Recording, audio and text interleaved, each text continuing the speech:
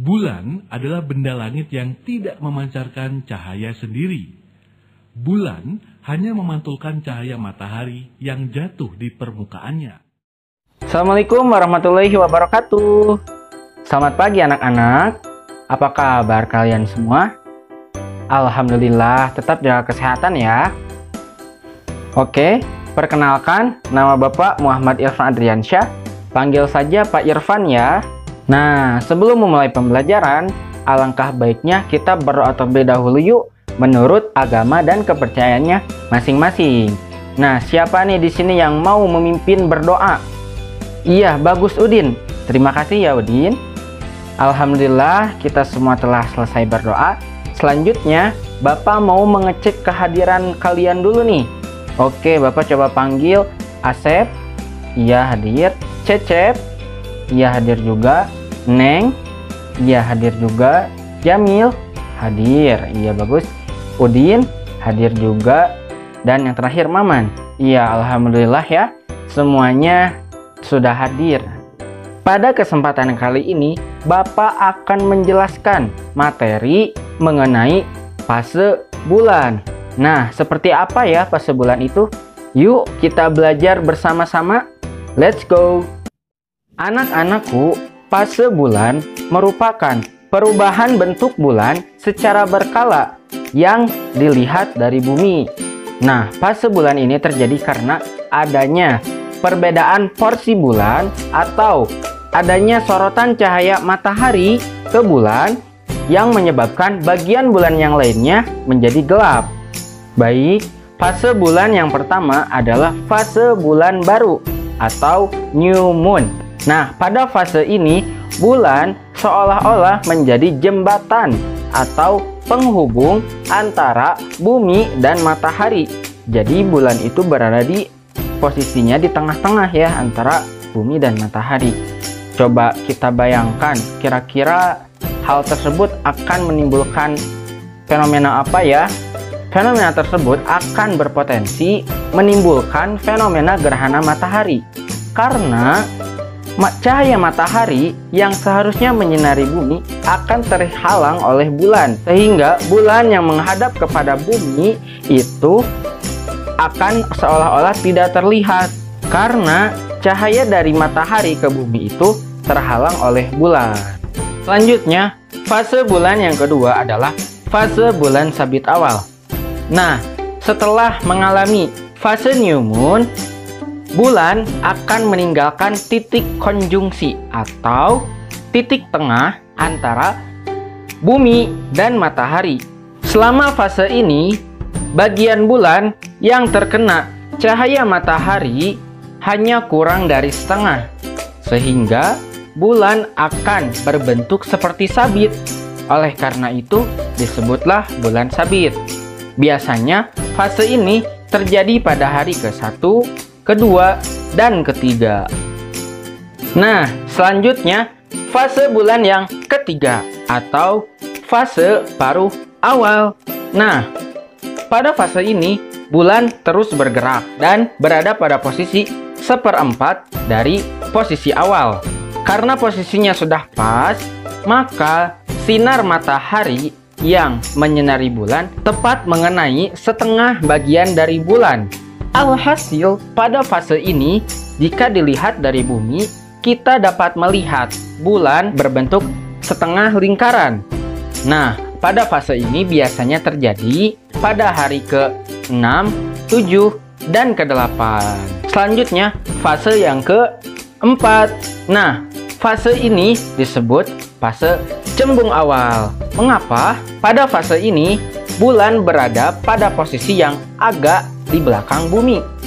Nah, oleh karena itu, cahaya matahari yang sampai ke bulan itu menyelimuti 3/4 dari luas bulan itu sendiri.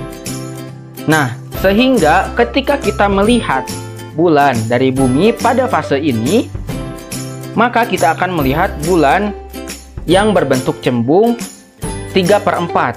Fase ini terjadi pada hari ke-10, 11, dan 12. Selanjutnya, ada fase bulan yang Sepertinya ada yang sedang mengantuk. Oke deh, Bapak sekarang mau tanya. Coba tanya ke Asep ya.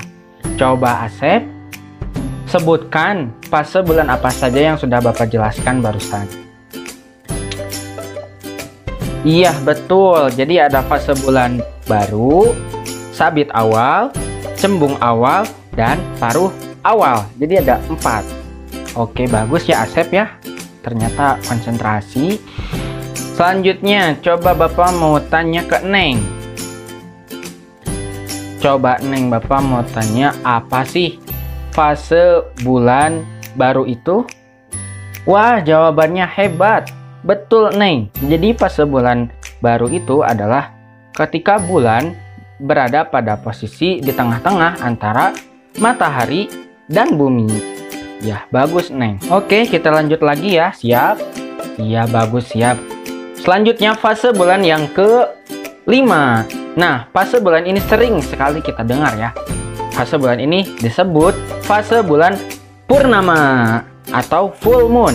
Nah, fase ini adalah ketika matahari, bumi, dan bulan berada pada satu garis yang lurus. Nah, mirip-mirip dengan fase bulan baru tadi ya, tapi bedanya fase bulan purnama itu bulannya berada di belakang bumi, sehingga matahari yang menyinari bulan yang seharusnya sampai ke bulan terhalang oleh bumi. Sehingga ketika kita melihat bulan dari bumi, maka akan tampak bulan bulat sempurna. Nah, satu hal yang unik ya anak-anakku dari fase ini adalah pada fase ini memungkinkan terjadinya gerhana bulan. Iya, gerhana bulan yang keren itu loh. Jadi yang bulannya itu indah banget kalau dilihat ya. Nah, fase ini biasanya terjadi pada hari ke-14, 15, dan 16. Selanjutnya, fase yang ke-6. Nah, fase ini disebut fase cembung akhir. Nah, pada fase ini, posisi bulan bergeser ke arah barat, sehingga cahaya matahari yang seharusnya menyinari bulan seperti tertutup lagi oleh bumi, sehingga hanya menyelimuti 3/4 dari bagian bulan. Nah, seperti halnya pada fase cembung awal begitu ya, tapi posisinya di sebelah barat bumi. Nah, fase ini terjadi pada hari ke-17, 18, dan 19. Selanjutnya, fase yang ke-7. Nah, fase ini disebut fase paruh akhir. Nah, fase ini seperti halnya pada fase paruh awal, yang dimana sinar yang menyelimuti bulan hanya setengah bagian dari bulan itu, karena posisinya terhalang oleh bumi. Fase paruh akhir ini seperti halnya fase paruh awal, yang dimana karena letaknya cahaya matahari hanya menyinari setengah bagian dari bulan. Nah, fase ini akan kembali terjadi pada hari ke-21, 22, dan 23. Selanjutnya yang ke-8. Nah, fase ini disebut fase sabit akhir. Nah, seperti halnya pada fase sabit awal, yang dimana pada fase ini bulan itu sudah mengitari hampir seluruh bagian bumi dari timur ke arah barat. Nah, sehingga pada fase ini, seperti halnya pada fase bulan sabit awal, bulan akan berbentuk seperti sabit jika dilihat dari bumi. Fase ini akan kita lihat kembali pada hari ke-27, 28, dan 29. Selanjutnya bulan akan kembali kepada fase bulan baru, yang dimana bulan tidak akan terlihat dari bumi. Alhamdulillah. Baik, sekian dulu pemaparan dari Bapak. Sebelumnya, adakah yang ingin ditanyakan? Alhamdulillah. Jika tidak ada, Bapak ada misi nih. Misi tersebut untuk menambah pemahaman kalian mengenai fase bulan. Misinya, kalian menggambar fase-fase bulan dengan sebaik mungkin ya. Bapak periksa pekan depan. Baik, terima kasih kepada anak-anakku, anak-anak Bapak yang telah semangat untuk belajar. Insya Allah, kita akan bertemu lagi pada pekan depan. Tetap jaga kesehatan dan jaga semangatnya ya. Bapak pamit undur diri. Wassalamualaikum warahmatullahi wabarakatuh.